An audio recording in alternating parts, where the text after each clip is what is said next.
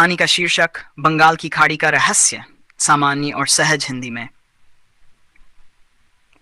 बंगाल की खाड़ी, जहां दूर दूर तक केवल पानी ही पानी दिखाई देता है, वहां कई वर्षों से एक रहस्य दबा हुआ है। स्थानीय मछुआरे कहते हैं कि एक विशेष क्षेत्र है जहां कोई नाव जाए तो वह लौटकर नहीं आती, परंतु कोई इस बात का ठोस प्रमाण नहीं दे पाया। यह कहानी एक ऐसे ही युवक राजेश की है, जिसने इन कहानियों को अफवाह समझकर वहां जाने का निश्चय किया। राजेश एक साहसी और जिज्ञासु युवक था जो कोलकाता के पास एक छोटे से गांव में रहता था। उसने अपने दो मित्रों विक्रम और सलमान के साथ मिलकर एक नाव किराए पर ली और बंगाल की खाड़ी की ओर निकल पड़ा। उनका उद्देश्य था उस रहस्यमयी क्षेत्र में जाकर सच्चाई जानना। रात का समय, रात के करीब 11 बजे वे उस स्थान पर पहुंचे जहां मछुआरे जाने से डरते थे। चारों ओर सन्नाटा था, न हवा की आवाज थी न लहरों की। पानी ऐसा लग रहा था जैसे जम गया हो। तभी अचानक एक धीमी सी स्त्री स्वर में गाने की आवाज आई। कोई बंगाली लोकगीत गा रहा था, पर नाव पर तो केवल 3 पुरुष ही थे। राजेश ने विक्रम से पूछा, ये आवाज कहां से आ रही है?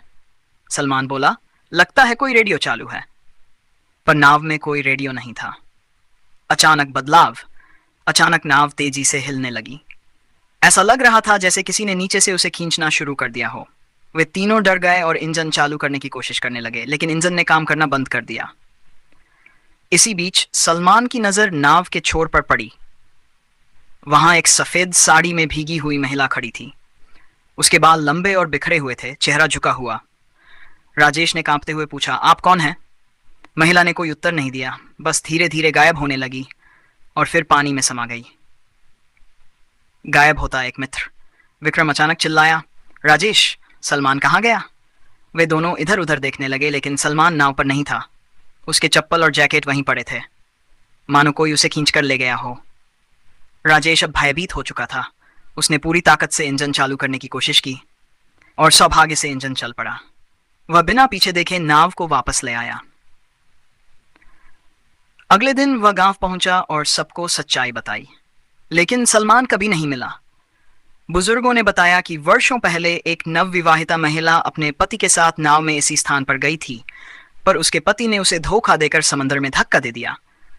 तभी से उसकी आत्मा वहां भटकती रहती है और जो कोई भी उस जगह जाता है उसे अपने साथ ले जाती है।